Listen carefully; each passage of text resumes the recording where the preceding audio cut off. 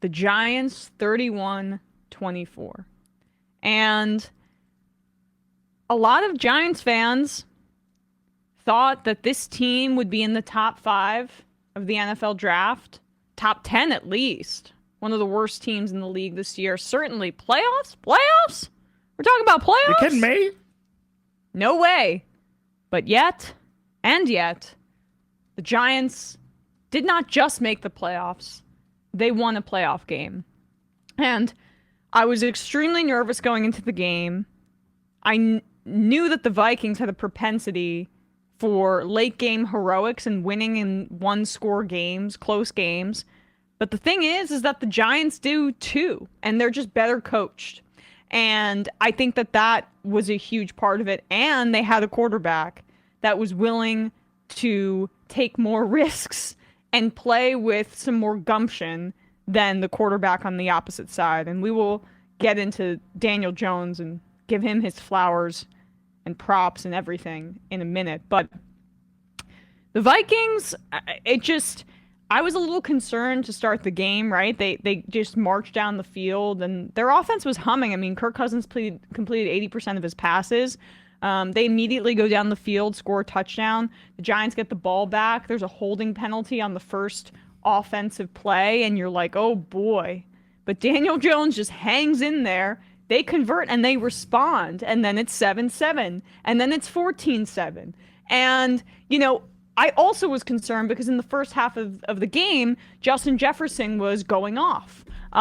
He had 31 yards on the first possession and 4 catches. But this was a bit similar to their first go-around, where the Giants held Justin Jefferson to fewer yards than he usually has, but he had a lot of catches. So they were essentially upgrading their strategy, which was meet him at the point of catch, get physical with him, and they also adjusted at the second half, and he only had 1 catch after that. So he finished 7 catches for 47 yards. And he had 1 catch for 4 or 5 yards in the second half. Right. So it's just, they were doubling him the whole time.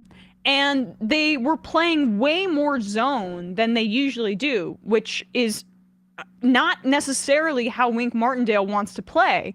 Wink Martindale is a guy that wants to play man-to-man and then freak you out with some crazy blitz. But the PFF was saying the Giants blitzed on just 22% of their plays versus nearly half of their possessions in the regular season, and part of the reason they have to do that is because they don't have a ton of talent, and so they want to confuse you and freak you out, and no one does that better. No one does that better than Wink Martindale, baby. Yeah, I think I made this analogy to my friends when we were watching the game, which is basically it's akin to me where I think about how an NBA team playing the Dallas Mavericks, for example, would think about their defensive approach to a guy like Luka Doncic, which is you basically have to pick one of 2 poisons, which is that you swarm the guy who's heads above the best player on that team to neutralize that threat and basically allow the rest of the team to get what they can, assuming or thinking that it will not be enough to get over the hump of neutralizing the best guy, or attack the guy one-on-one and see if you can stem the tide or staunch the bleeding of covering everybody else, while that guy may essentially either go for, in JJ's case, 140 yards and a touchdown, 2 touchdowns, or in Luka's case, a 50-point game. Right. And so Wink Martindale and the Giants defense took the former approach, and it worked. You could see Kirk Cousins' numbers and think they're gaudy for sure. 31-39. He at one point went 9 for 9 in the first half. And TJ Hawkinson had probably his best game as a Viking in a Viking uniform for the playoffs. Obviously, it couldn't have come at a better time. KJ Osborne had a touchdown. They were running the ball pretty well for a part of the game. They kind of went away from it at some point. But with that being said, I have really no issue with how the Vikings game plan, their offense, because they saw what would their offense. Yes, that's the operative word here, because they understood what was going on, which is that Jefferson was going to be taken out of the game, and he was going to be neutralized to a degree. So they had to find ways to account for that neutralization, and they did, but it wasn't enough because one, it just having essentially a zero, and it wasn't a zero, it was 47 yards, but 47 yards isn't a whole lot when Justin Jefferson is in that spot. It wasn't enough to satisfy him being completely neutralized, and the defense just could not keep them in this game. The Giants emphasized some of the biggest issues that the Vikings had with their defense, which is that they had this entire season have had a lot of trouble with design runs for quarterbacks.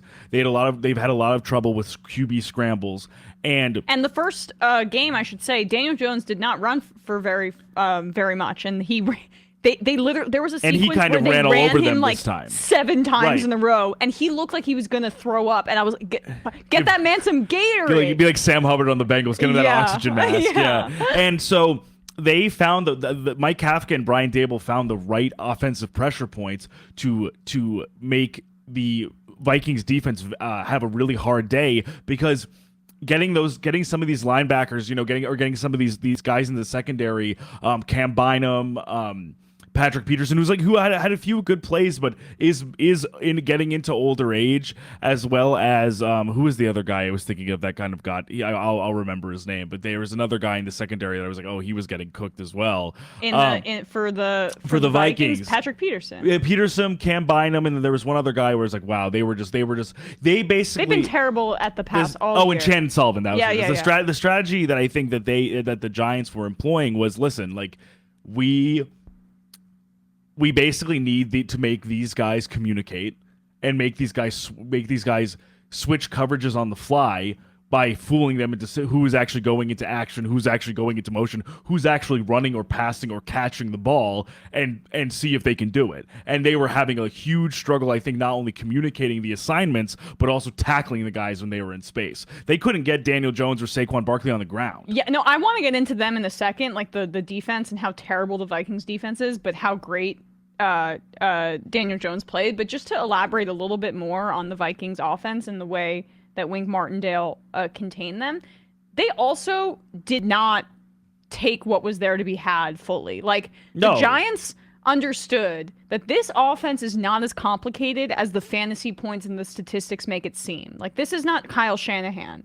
They don't line up Justin Jefferson in a variety of different formations. They kind of just like have him do his thing. And what's also questionable about the way Kevin O'Connell has structured this offense is that they abandon the run really quickly. The Giants linebackers are really, really not good. Like Jalen Smith is just kind of, there. And he has a lot of energy, but he is not able to really close. There were specific one-on-one mismatches they could have really exploited with Dalvin Cook that they didn't really. There was definitely meat, even despite a few good runs, they left meat on the bone in the run game. But I'm wondering if they went away from it because they were having such little success with it towards the end of the season. They were one of the worst run teams in the league coming into the postseason. But that's who they've been, though. They've been abandoning the run a lot. Yeah, it's bizarre because they have 2 very good running backs. And I just think Kevin O'Connell and Kirk Cousins get pass happy and they want to run it that way. But a case in point play was when I saw, oh man, like the coaching is better on the other side of the ball, was when there was that 3rd and 1 play and they instead of just running it, and the Giants are not that good at stopping the run this year under Wink Martindale. Instead of just running it, they had Kirk Cousins pass it back and lateral it to Justin Jefferson, and then Jefferson threw it to Cousins, and Cousins was tackled for a 2-yard loss. And I was like, that is a questionable, dumb play. Like that's it was getting too cute when you could just do something simple to probably gain a yard or 2. And that was the first moment that I was like, okay, maybe this is going to work out. I mean, I thought that they were going to win going into the game, but when it starts, your palms are sweaty, and you're freaking out, and in the playoffs, it's just things are so malleable. Like even when they went up 3, when they were up 21-7, I still was like, there's a distinct chance, and it did get closer. But I mean, like this, there was no. I wouldn't say necessarily based on how both offenses were humming to a degree that it was really, the Giants, I think, didn't necessarily put it away fully until the makeup sack that Dexter Lawrence had on Kirk Cousins after the unnecessary roughness penalty, and then McKinney ultimately taking Hawkinson out of bounds on the last fourth down play. Well, yeah. But I mean, they didn't have one sack all game, and yeah. Oh, yes. Oh, so, he didn't take him out of bounds. But, I'm not trying to be, but I. No, but then it wasn't the last play Hawkinson kind of pushed. He sort of just bear hugged him on the sideline.